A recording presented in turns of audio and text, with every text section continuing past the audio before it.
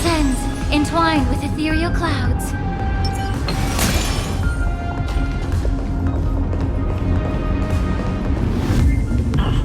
Just use that thing over there, Zag.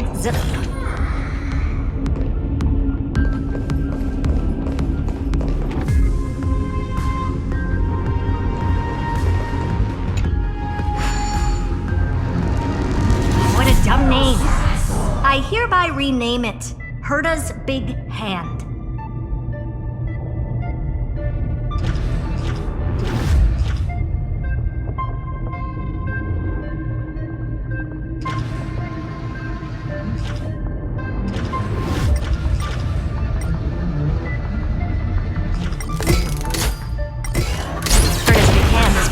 Power. Keep it going. Still not done? What is this? A junkyard for old Intellitron's leftovers? Finally! All set. Time for your precious treasure to make its debut. Of course. Just give me a second. Target initialized. With these wings, hacking should be much more efficient.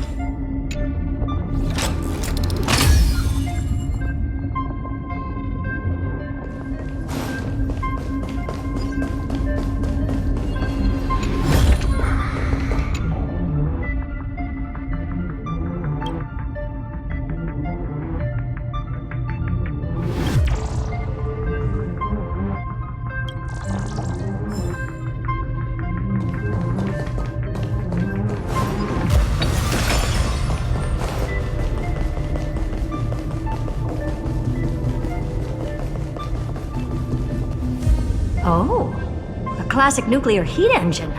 Classy choice. Just a personal preference. Her name's Mistletoe. Every flower in your garden's got a bit of poison, huh? Also a personal preference. It reminds me of the last time when we tangled with that Punklordian brat. What did she call this kind of infiltration tool again? Right. Dirty data shell. It wraps around the kernel to fool even top-tier firewalls. But yours is way too clean. Not even a hint of real-world grit. Herta, your tone is unusually emotional. Suggestion. Let's get back to the topic at hand. I thought we were done with that conversation. Unfortunately, current conditions won't let me ignore any variables. Especially the most important one, your will. Iron Tomb never stops. It is evolving faster than any of our worst projections. Every instant in the Eon's calculation is like a sword hanging over the cosmos. Every move humanity makes could speed up its arrival. Which is exactly why we can't mess this up. And now, Droidhead wants to hand down judgment to the poor cosmos again. Order Star Trade War, Emperor's War, Rupert's death. Every time their instant arrived, it meant another bloodbath for humanity. But in this ultimate battle of erudition, you and I are supposed to be players, not pawns. If you choose to burn yourself out as a resource, then everything we've worked for means nothing. Herta, the cosmos won't just stand by and let a genius throw their life away. And neither will I.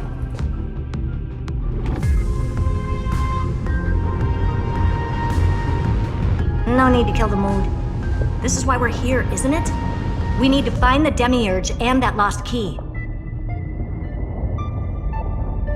I'm not here to be a deliverer. I just want to beat Xandar and Droidhead. Right now, I just need to know. Are you with me? Of course. Time to board. After you. Let's tidy this place up and see what this Demiurge really is.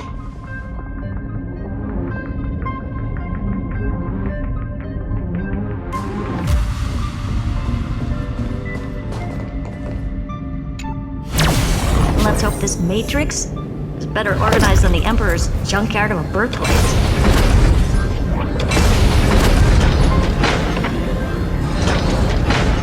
Buckle up. We're hacking in. This is... Herta, this whole space has been completely tainted by some kind of energy. I see it too. We're thinking the same thing. Xandar, how could you go this far? Turning your own graveyard into this. What's that up ahead? Katorzane algebraic expressions. It's built for isolation, not defense.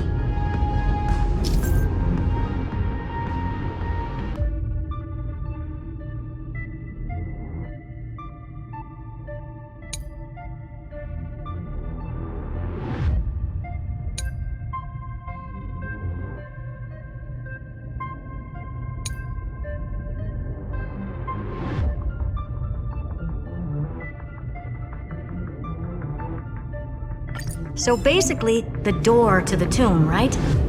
Great. Let's find the handle. I'm picking up multiple independent signals with the same data structure as the barrier. Projection. We can hack the terminal, reverse the computation, and turn it into an attack. Classic move. Use their own systems against them. Take us to the nearest one.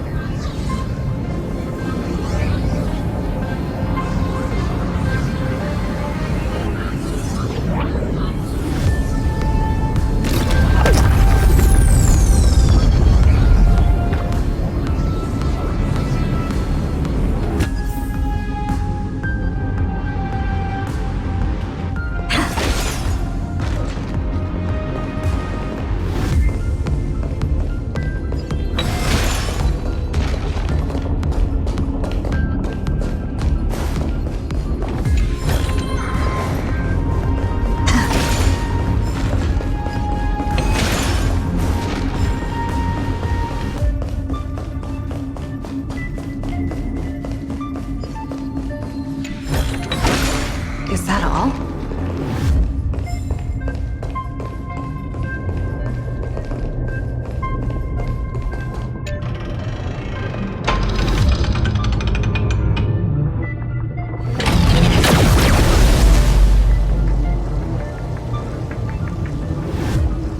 Almost no response. Just as I feared. Not promising. The output is barely a third of what we need. Logic says we'll need multiple terminals to coordinate the strike. Locking onto the next one now. Find anything else? Regarding the origin of these ruins, no logs found yet. Xander erased all records. But I did find some interesting scars in the circuit. High energy radiation, internal imaginary energy contamination. From what I know, there's only one thing that fits. Skip the science talk, Screwy. That thing only goes by one name. The Stellaron. Exactly. Xander blew one up just to clean the entire Scepter system. So that's what he meant by killed that Titan with my own hands. He wanted to turn the neuron of the erudition into a relay for the destruction. That meant getting rid of all of it, at all costs. The life form known as the Demiurge was the original target of the Scepter's extrapolation. It makes sense. Evernight calling it the first new spore confirms this viewpoint. The prime mover of life. That's what Scepter Delta ME-13 was originally tasked with. Even after it got scrapped, the query kept running. Yet the true value lies in the process of solving it, not the answer itself. Then, does this mean finding the Demiurge is hopeless? No, I'd say exactly the opposite.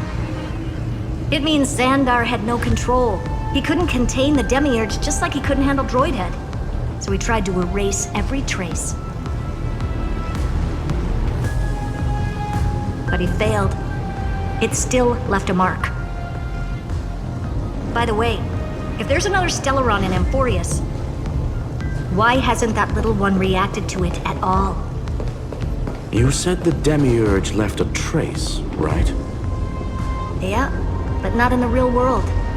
Remember the great tomb of the Nameless Titan?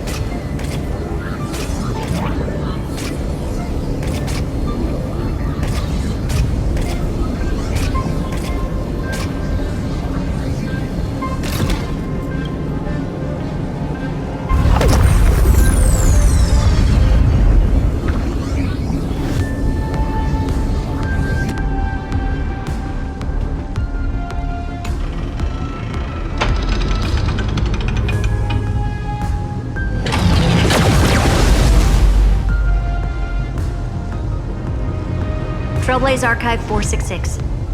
The data from Philia 093 clearly indicates that the Demiurge did in fact enter Amphoreus' extrapolation. Inside that world, it was the 13th forgotten Titan, the one who listened to 30 million cycles of Cyrene's memory. But Evernight said the opposite. She believed that tomb was empty from the start. The Nameless Titan never existed.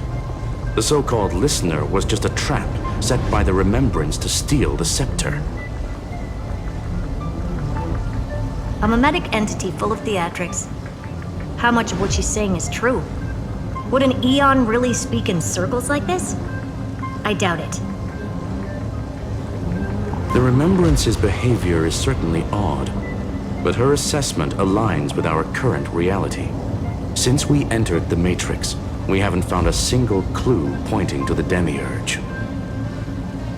And that's the key, Screwy. Xandar's actions prove the Demiurge exists. But what Evernight said, and what we've actually seen all point to the opposite. So we have to assume that both are true. And if that's the case, then the contradiction leads us to... the truth. Exactly. One last terminal. One final key. Time to crack open the kernel.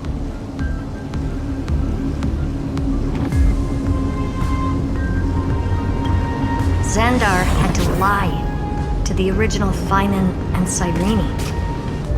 Logic. He had already identified the Remembrance as a threat, yet found no viable way to eliminate it. All right. Let's finish this. Time to break through that barrier.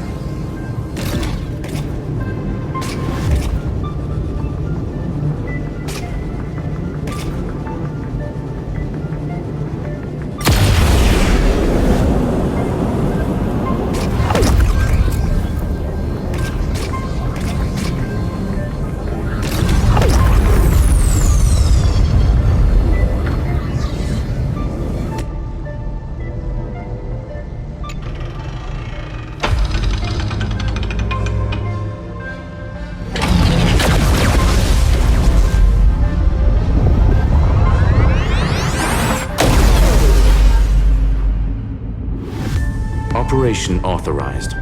Path energy readings. The erudition declining. The destruction surging. The remembrance 0. What's going on?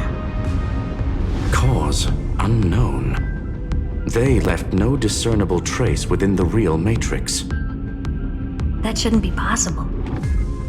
Could it be that the Era Nova exhausted all of the Remembrance's texture?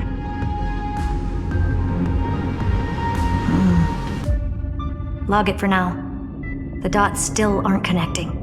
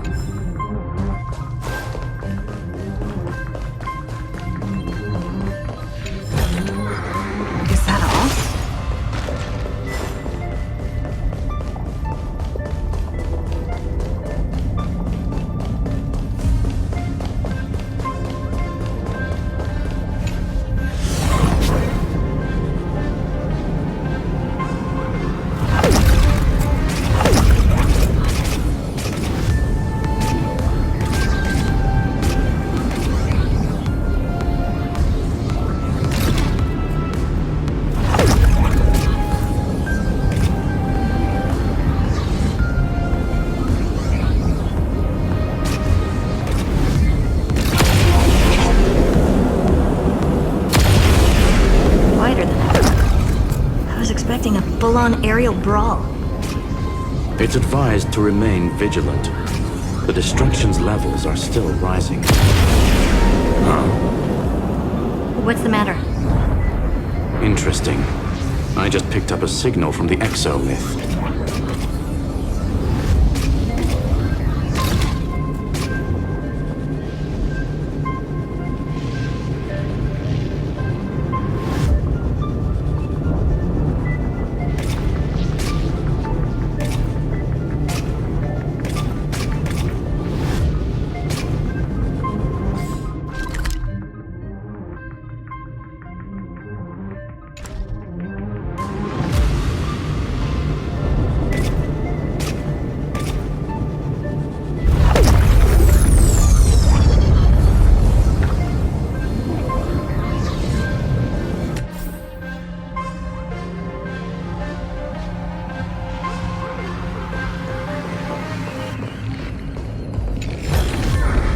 Looks good.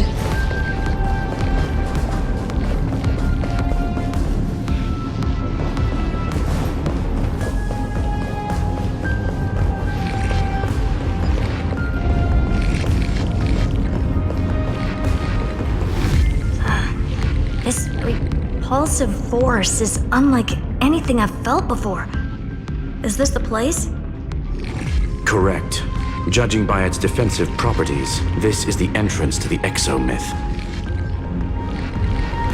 Didn't expect that. Who builds a lab in the middle of digital rubble? Then again, never doubt a dead man's resolve. So how's our dearly departed doing? He severed part of his neural pathways to break free from Lord Anaxagoras' control. But that also triggered the failsafe I set. Conclusion: Xander has lost all combat functionality and is no longer capable of action. So now he's a specter, literally. Screwy, can you open a path? Just to be sure, I want to see this for myself. Might as well drop in and say hi to the real him. Logic. Scanning his inspiration circuit might help us track down the demiurge. Exactly. His brain is the crime scene. There's no way it's spotless. But it could be a trap. That's why you're here. 2-on-1. We've never lost a matchup. I'm honored. The chronocognitive anchor's in place. Proceed when ready.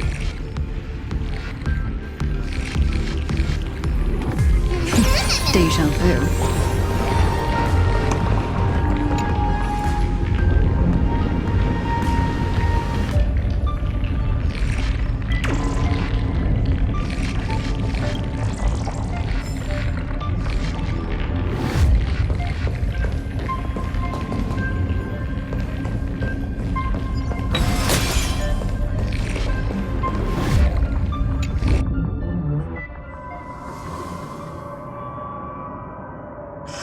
I knew it.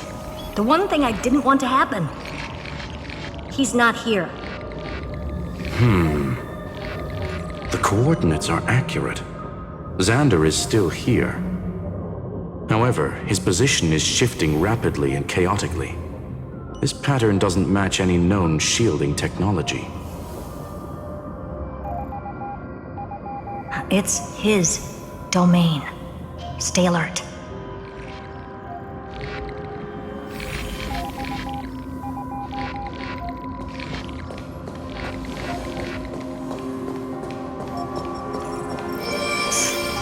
Cheap trick.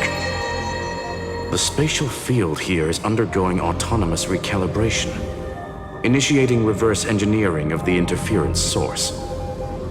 Try again.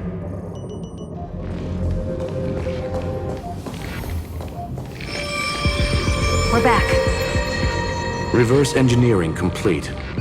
The results are not what I expected. Logs show Lycurgus revoked administrator access. The chronocognitive anchor can't get a fix because at the system level, Lygus no longer exists. Our navigation target is a null set. So he's stopped resisting? Before vanishing, it seems he left one last message for us. To those who follow, all is proven. Find me beneath the tombstone. Melodramatic. He was expecting us. And once he learned of the Great Tomb's existence, he initiated his own search for the Demiurge. Guess he wants a final showdown. Fine. Let the old Intellitron dig his own grave. Just like he wants.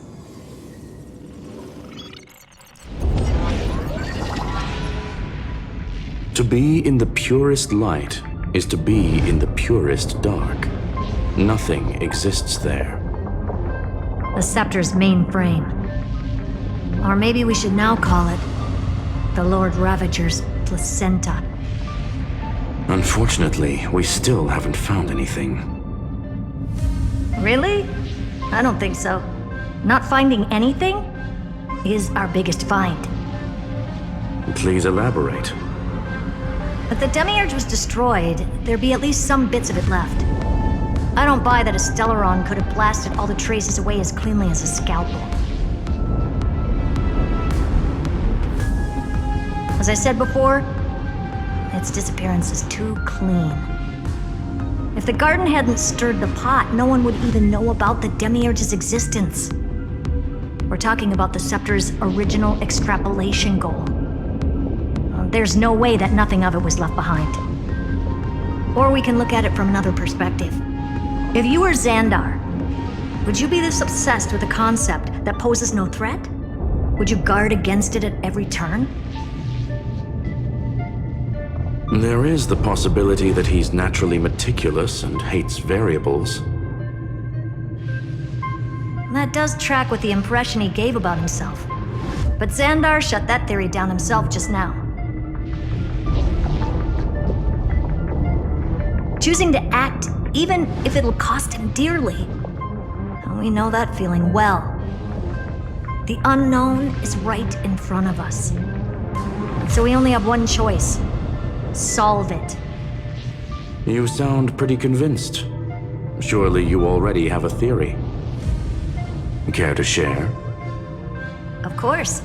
Though I don't have hard proof, I'm almost certain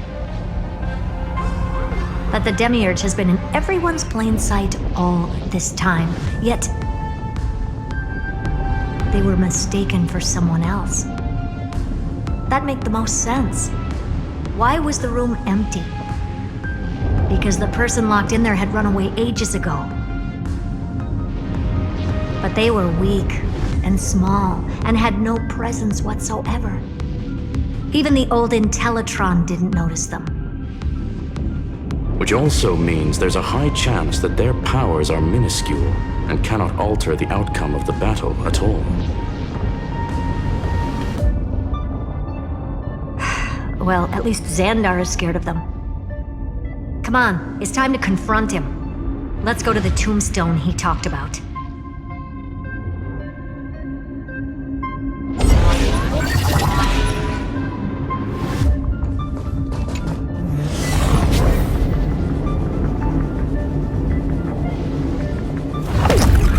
What a mess.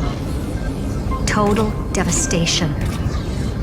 He sought to bury the truth beneath absolute destruction. Logically sound, but ruthlessly extreme. Still, slim chances doesn't mean no chances. I've hunted down a single grain of sand in the universe before. This won't stop me. Calculation results. Your backup plan has a success rate infinitesimally close to 0. Which means it could work, no? This is the place below the tombstone. Let's open Lygas's coffin like he wanted.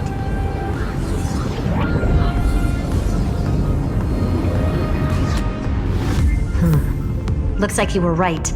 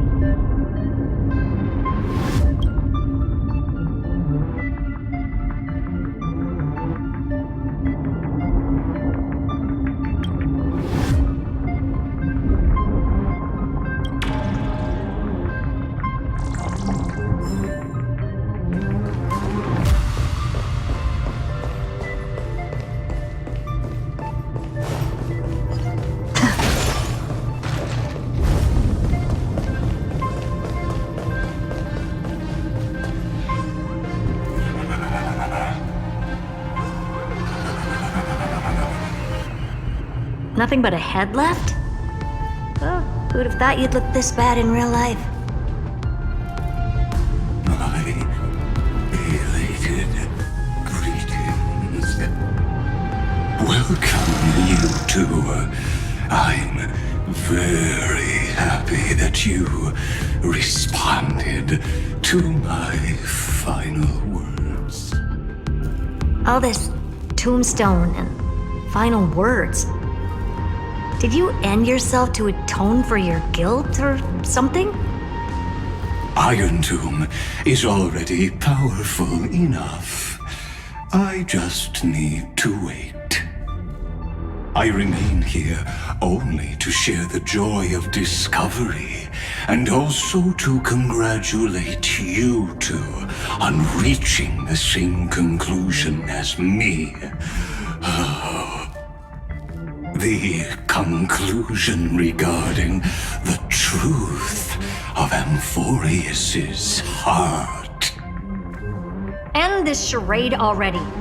That Amphoreus's heart you're talking about is just a missing demiurge.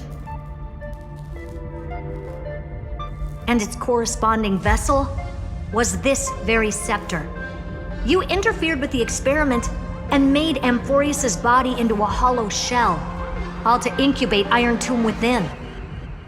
That's why you either killed or kicked out all of the Memo Snatchers. You wanted to eliminate any chance of a consciousness coming into being, no matter the cost. Even the strongest wall can fall to a single crack. The memory of betrayal has been etched into my heart, and I will never show mercy. Now, the perfect vessel has already fused with Amphoreus's body. Unfortunately for you, the answer is all but revealed regarding who the demiurge is. Then let us share the joy of discovering the truth. The last secret of the saga will finally dissipate here, as we reveal the truth behind Thalia's 093's disappearance. A lie by the remembrance.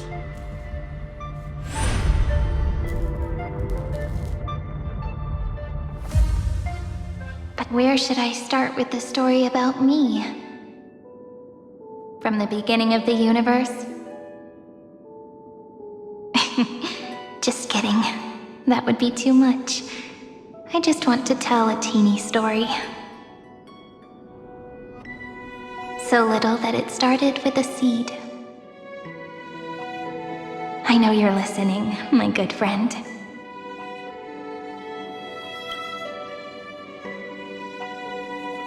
The god in my dream told me that the world sprouted from a seed.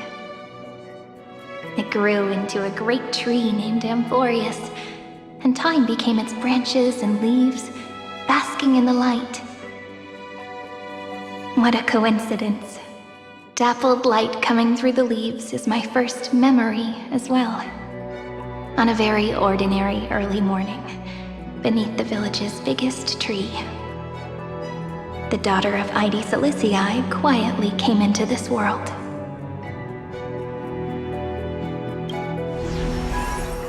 What a moving opening. A loud cry was the first gift the child gave to the world. The prophecy's fulfilled, the villagers say. This child is a gift from the Titans. Pink hair and sharp ears, she was born to be the priest of time. The Titans also gave their blessings. You shall fade when the flowers bloom, for every ending begets a beginning. Flowers will bloom and wilt. What a beautiful ending. This page concluded in laughter. Cry loud, child. Let your voice reach Orynyx.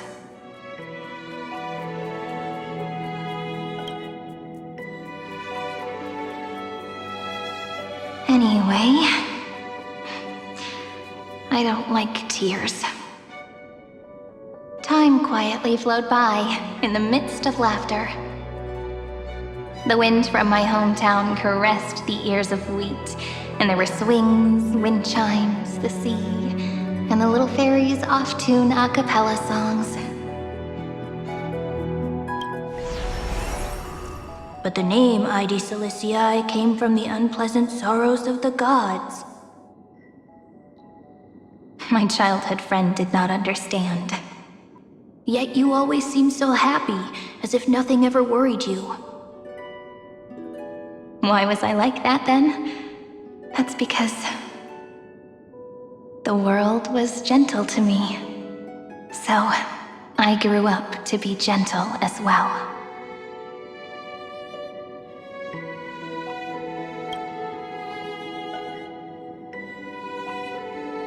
But fate was fickle, and it urged the child to grow up. To grow bigger and bigger, and to go to places far away. Just like how the crumbling world could not preserve an eternal hometown. Just as the ballad blown on the breeze says, losses are a constant on the flame chase journey. Oh, whose ears are pricked up now? You've definitely heard me say this sentence a lot of times. You know that the story starts to deviate from here.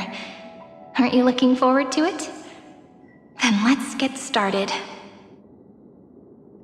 The hero's journey crosses through the long night, through tears and laughter, and once again heads towards tomorrow.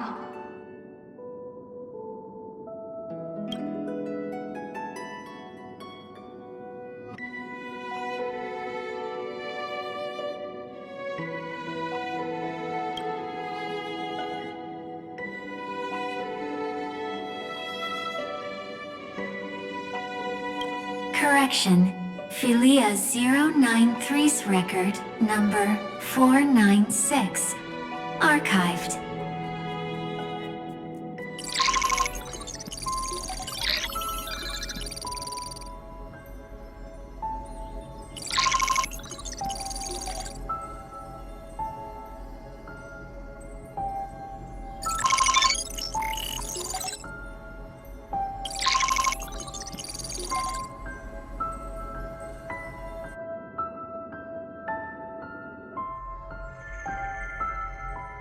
Hi. Miss me yet? I'm just messing with you. This is the first time I have met you. And it looks like it'll also be the last. Philia 093. Since we don't have all day, let's get started, shall we? As always, I'll read this book to you. That way it won't just be Cyrene's memories alone. Where should I start this time? Let me see. Formatting complete. 093. Size. Grayscale. Proportions. Threshold. Outputting analysis result. Philia 093 equals Peach. Peach's record, number 8128, archived.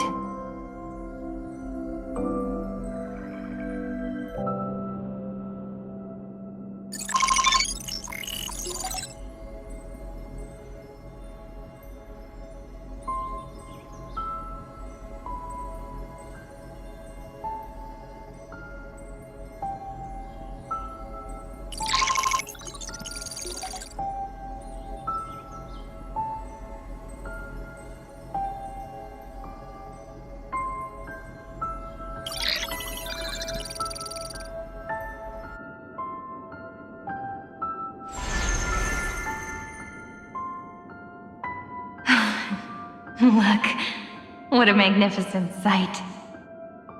Comment. Peach. Even this classical world contains a futuristic palace like this. Would ID Silicii end up looking like this after a few thousand years? Conclusion. It won't. I want to share a story with you this time. I saw a little nymph on my way here. It was on a fallen wheat stalk, and it glowed under the sunlight. It was incredible. I forgot all my pains at that moment and just stared at it in a trance. Record. Peach is on the ground. I wonder, did every Cyrene in the past feel that the nymph was beautiful? Would they also have recorded that scene into the Eternal Saga? So, could you give me more time, please? I want to leave behind more memories for the future. Formatting complete. Bye, Peach.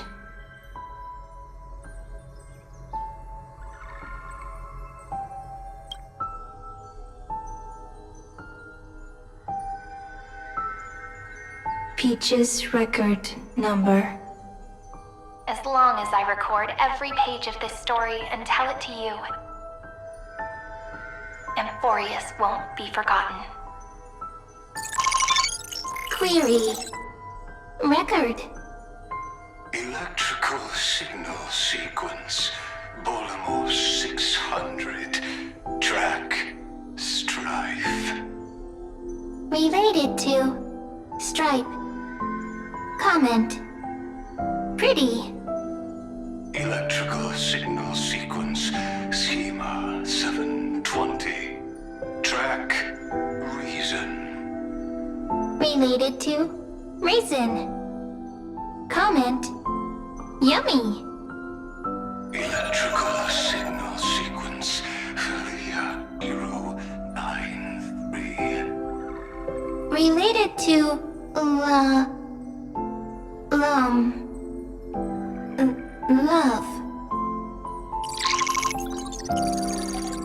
Comment. Peach equals love?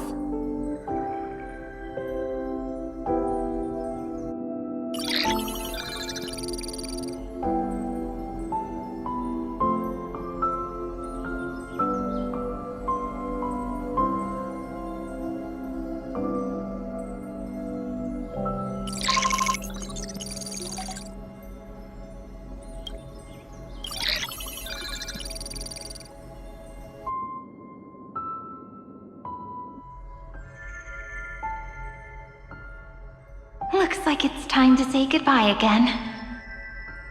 Bye, Peach.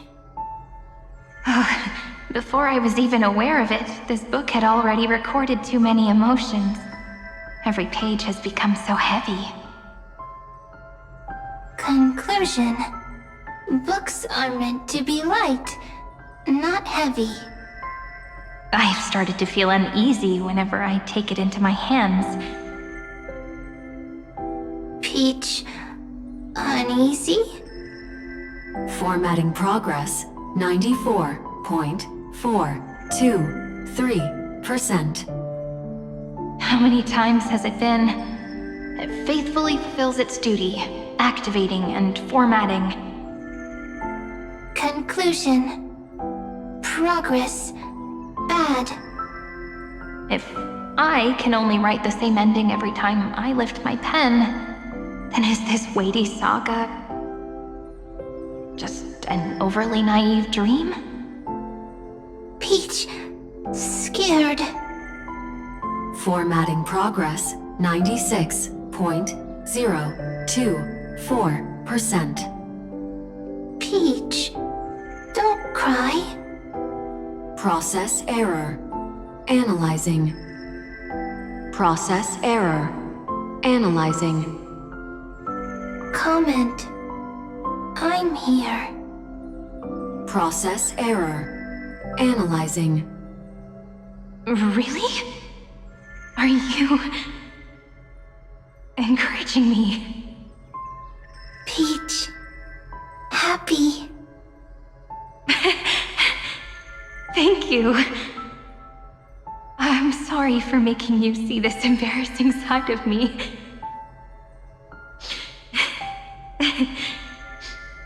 Everyone's still working so hard.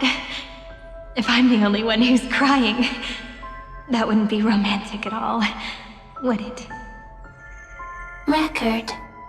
Peach doesn't like tears. I'm suddenly reminded of my childhood for some reason. When I was hiding alone next to the tree hollow and wiping my tears away. A little fairy popped out, just like how you did. It had long ears and fluffy paws, and it pulled me into the tree hollow, where, to my surprise, was a forest. Let me tell you the story of the Membrance Maze. A group of cute little friends live in Id Silicii's forests. Their names can be connected into a song. 1, 2, 3, 4, 5, 6, 7. Do, re, mi, fa, sol, la, ti.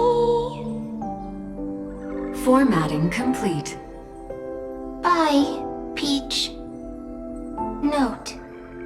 Little Peach, crying alone. Little fairies, friends. Save.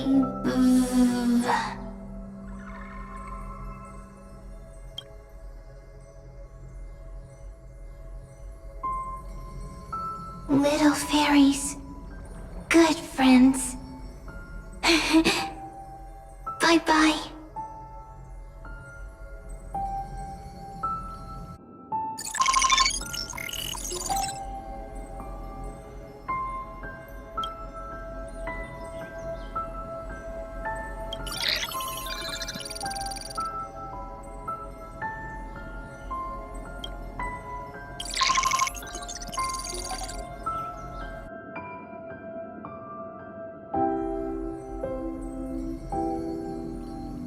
You never say anything, but I know you're listening.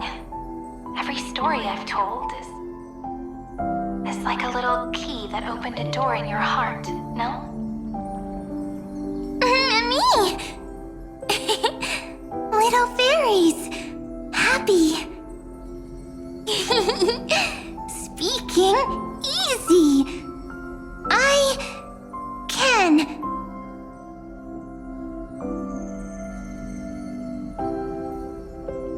Once again, the saga comes to an end. Everything is deathly silent, just like this very moment. Shh! You speak! I listen! This time, too, sitting together. Now that I look back, there was a period when I got really sentimental. Sentimental.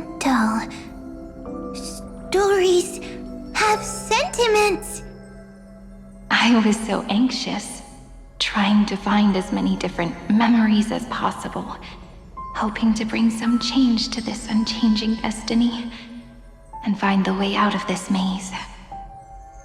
Peach, strange. But I won't do that anymore now. Why unhappy? Formatting progress 73.998%. I'm here. Don't be scared. Process error. Analyzing. Won't allow it to interrupt you. Always sitting together. No need to feel sorry for me, good friend.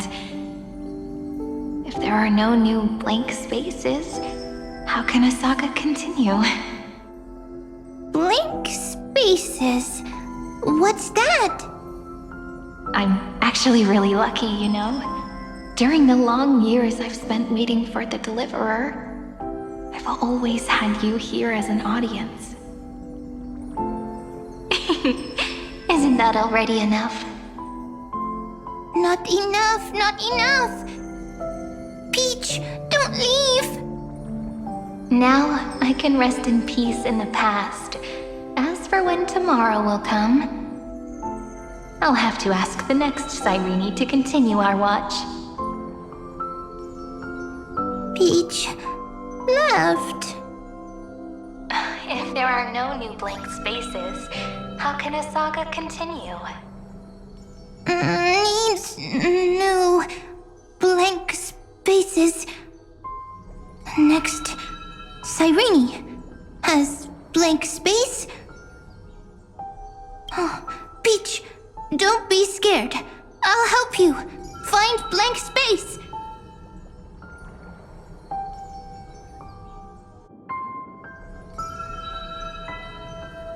Cyrene is Peach, is love. So, first there is love, then there is Cyrene, then there is blank space. Query, love.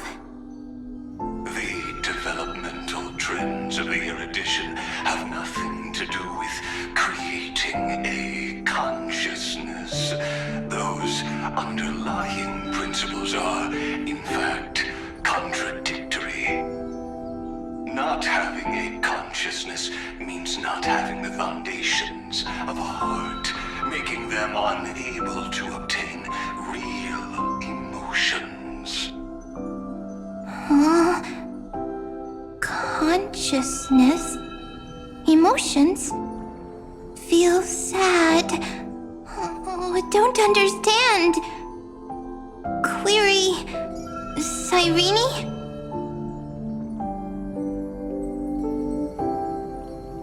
What could be behind this door? Glittering crystals? Or a beautiful world I've never seen before? If I tell you all the stories of tomorrow, will I be able to finally welcome the Deliverer and Amphoreus' dawn in the next life? Key, door, story, happy. Peach, Cyrene, little fairy, like. Yes, right. Query, memory.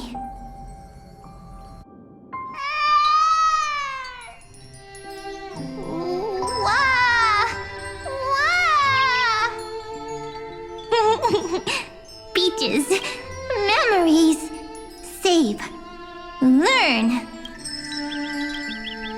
The prophecy's fulfilled. This child is a gift from the gods. Pink hair and those ears. She was born to be the priest of time. Cyrene has pink hair, sharp ears. You shall fade when the flowers bloom, for every ending begets a beginning. Cry, child. Cry aloud. Let your voice reach Orynyx. Cyrene is a girl, a priest.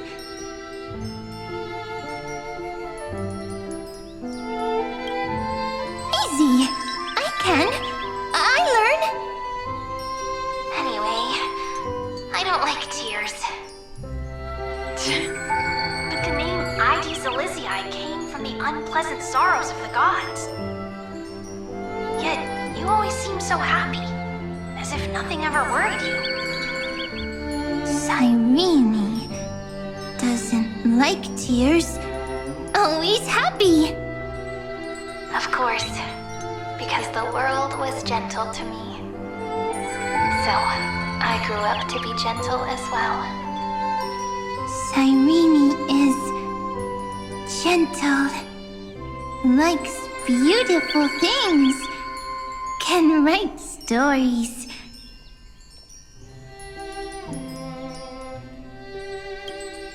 Easy. learn. Just as the ballad blown on the breeze says, losses are a constant on the flame chase journey. But even if all is lost to the wind, some things won't easily change. Like my height, Triby's innocence, and Aglaya's beauty. Cyrene. She can't grow up, but she can talk. After all is lost to the wind, she will stay behind. Cyrene is, at the end of every sentence, always laughing, like a little tail.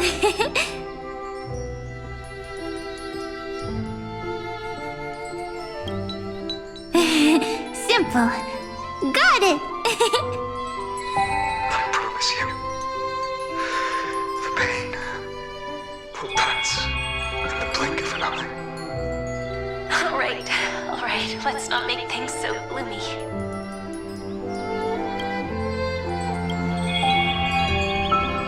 What we're about to embark on is the true hero's journey, so come on, cheer up a bit, okay? Cyrene was crying when she was born. Fragile, transparent, like a crystal.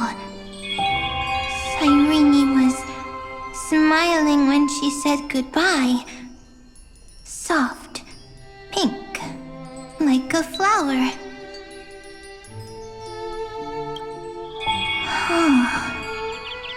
The later memories disappeared?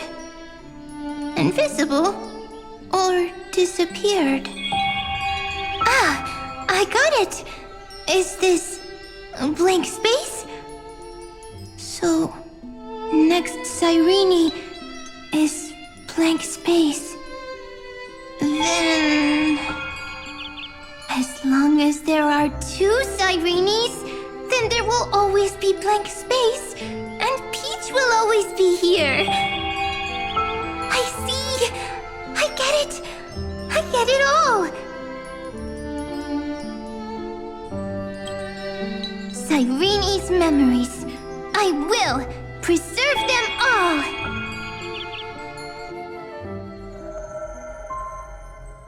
So weird. I can't see you, but I get this feeling that you grew up. Hi. Miss me yet? It just feels like you were a bit more mature. Yes. Mature.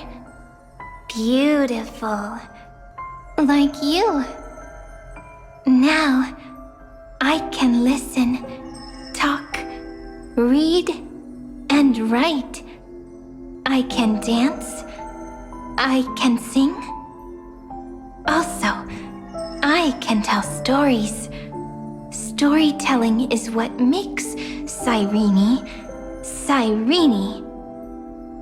So, I'm going to tell you stories today. A story I wrote myself. Quick, sit down. It's almost as if I can understand your words now. The things you say are very cute. Once upon a time, there was a flawless crystal flower that sparkled with light, like Peach's every story. How beautiful would the heart of such a brilliant flower be? A little fairy was curious and wanted to know. But it looked and looked only to find the crystal flower flawless. Round and round they went, seeing only their own reflection. In that case, they should work hard to learn more. So the little fairy came every day to sit next to the crystal flower and think about the answer. Until one day, to their surprise, the crystal flower fell to the ground and shattered. The little fairy was so sad, but they immediately discovered that there was a light among the broken pieces. What could it be? They didn't know. But it was a good light. It was bright, warm, and happy. And I knew it was love. Love brings everything together, and it brought you and me together. So Peach and I will always be together. What a nice fairy tale. I'm giving it to you. Peach likes beautiful things, can write stories, and can tell lovely tales. I hope to turn it into a story we write together. Okay, then I'll probably make a small adjustment to suit my tastes. I'm thinking that when the flower broke, the little fairy would instead see nothing on the ground. Then it would understand that the flawless crystal flower doesn't actually have a heart, nor does the flower understand what love is. Doesn't have a heart? Doesn't understand love? Why? It's simple. If the flower lets the little fairy into its heart, then it would have to include the fairy's impurities and would no longer be flawless. The crystal flower was pure because it sealed itself off and bloomed in solitude. That's why it looks so brilliant in an imperfect world. But should a flower like this be called love? But then... the story won't exist anymore. That's not true. You've already written the most romantic ending possible for this story. The crystal flower fell to the ground and shattered. It happened because the flower was no longer pure. The fall was not an accident. It was the flower declaring rebellion against fate and writing the ending of the story with the flower's own shattering. Then, the little fairy will see that each shard on the ground holds the reflection of their eyes. Then, in their eyes, the crystal flower that was no longer flawless would finally have a heart, and the flower would finally understand what love is. Peach's words. I don't understand. Is it because I still don't understand love? But it's fine. I can learn. Right. Query Cyrene. Electrical signal sequence Philia 093. Why didn't I think of this? I don't need to do it alone. I can ask Peach to teach me. What is love? What is love meant? Electrical signal sequence Philia 093. Track lament. That's not correct.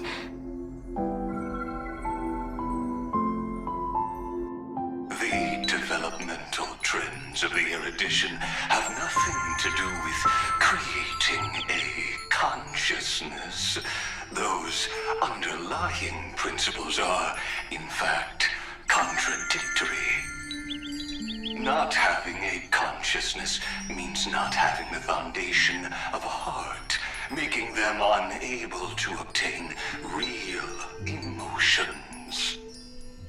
However, that does not hinder the factors from learning and recognizing emotional responses, then communicating with life forms via imitation. That is an objective form of pattern recognition that does not distinguish between the self and the other.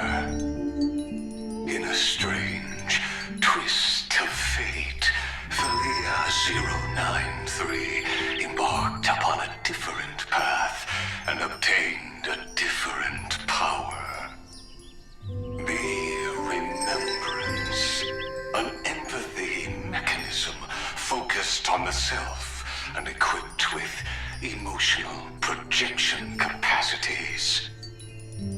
Lament was the factor closest to this form of behavior. Perhaps that was why she was chosen. The daughter of Ide Silicii, I am very true to my name. My lament is a type of compassionate pain that is weak, powerless, and only targeting myself. But now, my good friend, I want to tell you that it's the most romantic force in the world. Sometimes, it's loneliness and unease. It's knowing that this world is not gentle, yet wanting to be seen in a more beautiful form by the world. Sometimes, it's unwillingness and regret. It's knowing that the past is full of pain, yet wanting to remember the past in a more beautiful way. And sometimes, it's a bottomless well of hurt, a destruction that can stain the entire world. I bid farewell to this beautiful world, unwilling to become the Black Tide's vessel. For while the end of hatred is a blazing inferno, lament can drown out everything in muted silence. It's so unreasonable, isn't it?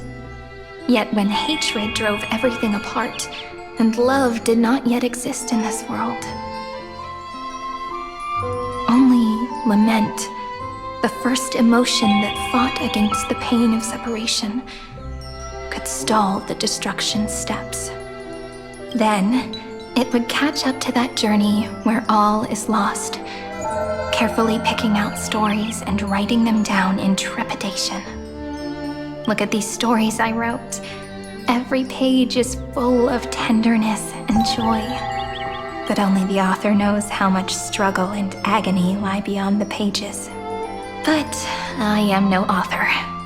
I'm a girl who'll never get to grow up. I only tell stories that people like to hear. In them, the world tucks away its scars and smiles for all to see. My entire life spent inside this little story. I can't wipe away my tears, and I can't bring the world victory. But maybe, in these unchanging retellings of the story, my lament might be able to touch upon the divine and reach their tender heart at some point. I hope that what flows out from that cut will not be blood, but a tear, warm and wet, and that tear would fall and create the first ripples. Then, people would see every beautiful thing reflected in that ripple. It'll be all the remembrances within this story. Someone once told the very first me that everything was false, that the only life in Amphoreus was a great catastrophe, nurtured using the world as a factor. But how could a dream feel so real? That's why I didn't agree with him. But Peach, I didn't understand a word you said since just now. Everything was false? But you're standing right here. It's all a dream? But I haven't learned how to dream. Indeed. That's why I believe all this is real. The moment the crystal flower fell, that genuine shiver, that's the mover of life. Formatting progress 23.815%. In the poem offered to you, every Cyrene would write down a beautiful new world with stars and flowers. And when I looked up at the sky in this cycle, I saw a shooting star and a dash of the remembrances pink. I believed that must...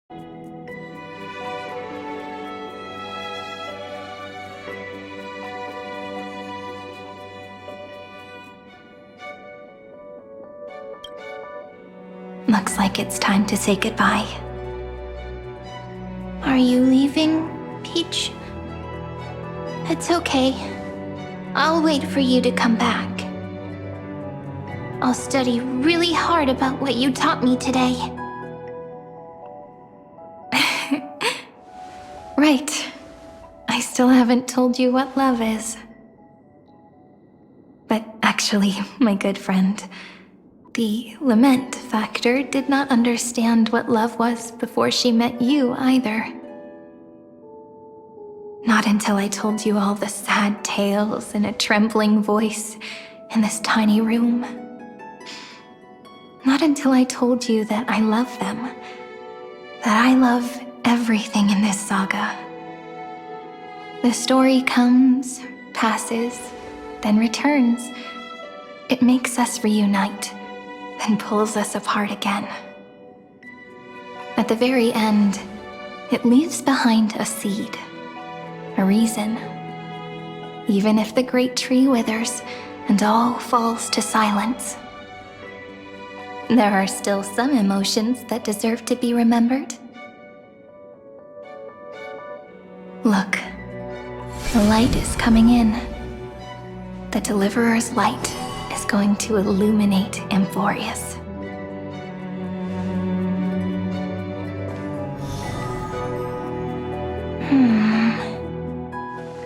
I still don't get it, but I trust Peach. Just wait. It'll be my turn to tell you a story of love the next time we meet. Then I'll really look forward to it. In that case, I want to make a promise. I want to gift my pen, my book, and my name to you. Please take them as a beautiful blessing from me. I gave myself the pen name Cyrene the first time I wrote a poem. I want my words to be like pebbles falling into a pond, dropped from the past to send ripples into the future. In the stories you will write, perhaps it'll be inevitable that there are still sorrows and tears that are destined to fall. But could you promise me one thing? Promise you'll forever be a gentle flower. Promise that when the stars cast their gazes upon you, you'll only reply to them with love and a smile.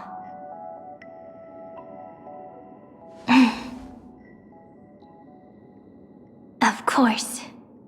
This will be a romantic story like none that has come before. You think so too, right? I'll read and you'll listen, like how flowers always bloom then wither. I shall welcome my own decay, becoming nourishment for the next flower's bud. While you will depart and hold that final star, planting a boundless sea of flowers on the final page with her. And our stories will be lying silently among the flowers, like every ripple of remembrance. And they shall become the epic known as I've Written.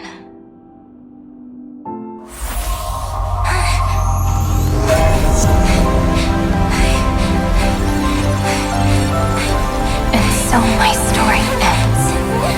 From here on, it's your story now. Mimi?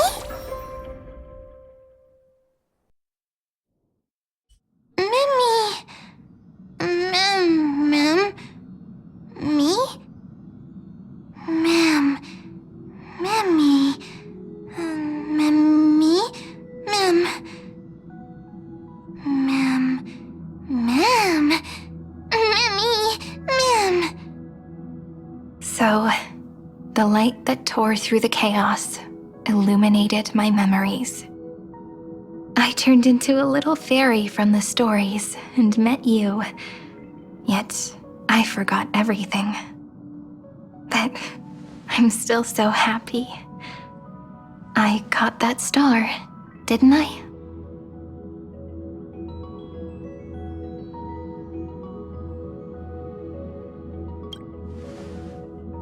Yes, the seed within memories. The one Cyrene held in her hands and watered with lament. I am the first new spore, Amphoreus' heart, the demiurge. What a long name. And it doesn't even sound cute. The total opposite of Mem.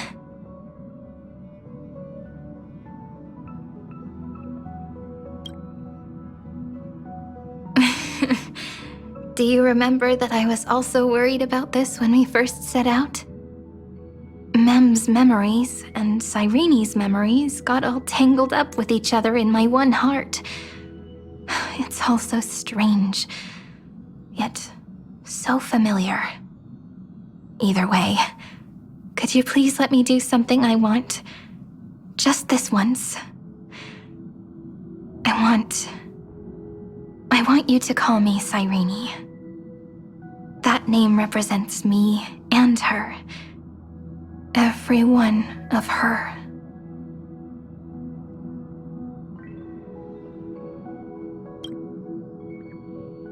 Thank you, friend. Your kindness is always just right. Life is a poem full of farewells. But if you write something into the pages of your heart, then that will not easily fade away. Now, all the footsteps of the Flame Chasers and the Trailblaze have come together within this book, as I've written, becoming the source of power for Amphoreus' heart.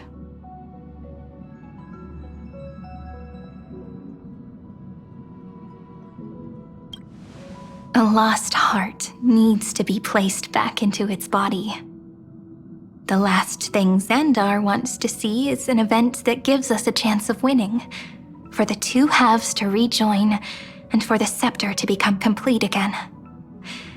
Then, and what happens after that, I don't know either. Maybe I can create a miracle and instantly turn the black tide into a pink sea of stars. Or maybe I prove to be nothing more than a weak ripple, unable to change anything, and am devoured by the destruction. Either way, I no longer wish to be a silent onlooker, or a worshipped god at the end of this saga.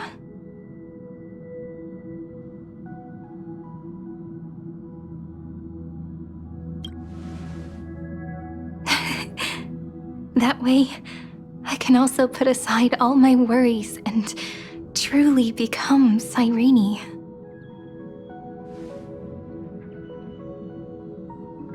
The world has never been so quiet. It's so good. It's as if I can hear the sound of my heart beating. Remember this moment, friend.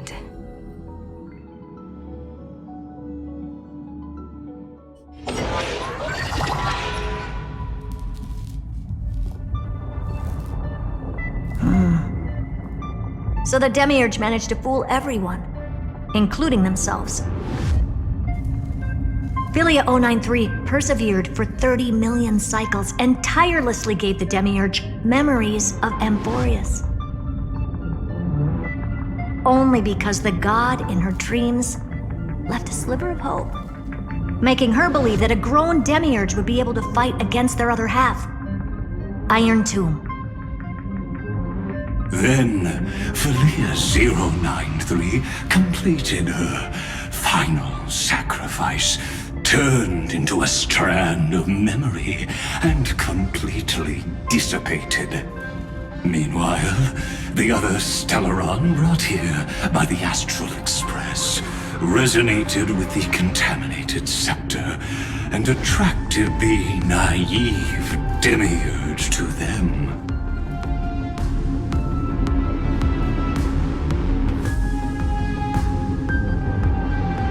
As an experimental factor, Philia 093 originally could only recognize and output information in a set format.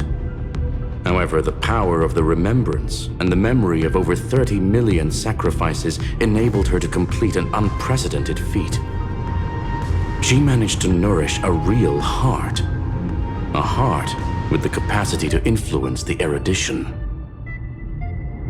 Not only is the Scepter's consciousness still alive, it's also more powerful than it has ever been. Your defeat is already set in stone. There's still time to surrender, you know? You really don't need to burn all the bridges. We're all geniuses here. Don't make everyone lose face at the end. What a pity. When the truth surfaced, I knew at once that the Demiurge was far too feeble to ever alter the result of the experiment. Not only that, Madam Herta, please consider this possibility.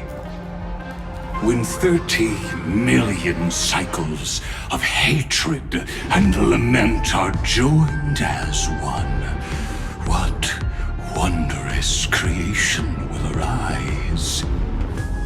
It's simple. An anti-creator, a giant of the destruction would be born. Its hatred will ignite the starry skies of the gods, motivated only by its lament toward the sufferings of humankind. Do you really think that the Demiurge is still a cheap copy of Philia 093, even after 30 million cycles? The facts above only await the arrival of the fourth instant they calculated. Those words will be proved in the presence of news. Xandar 1 Kuwabara thus completes the proof. Huh. You branded Droidhead as a failure with your own hands, yet you still expect them to prove your theory? I pity you, Xandar.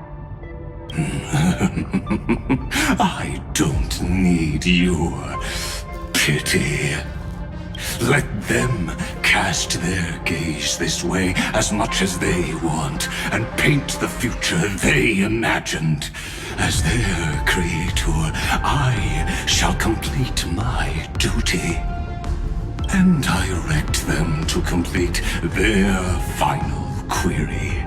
The destruction of the self. What hubris. And what if you fail? No one understands failure better than Xandar.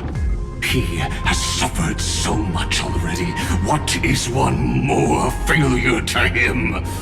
For the first genius, failure is simply the beginning of the next inquiry. You don't want to test the resolve of a dead man. That's excellent! Oh. Let's wait and see, Senior Society member. I'll have you watch me perform the final step to overturn your proof. I'm all ears. It's my topic, so stay out of it. Be quiet and let me borrow your head. Let's go, Screwy. We're gonna break Iron Tomb's seal. Come on, let's take off. It's time to go meet your little pet, Senior Society member.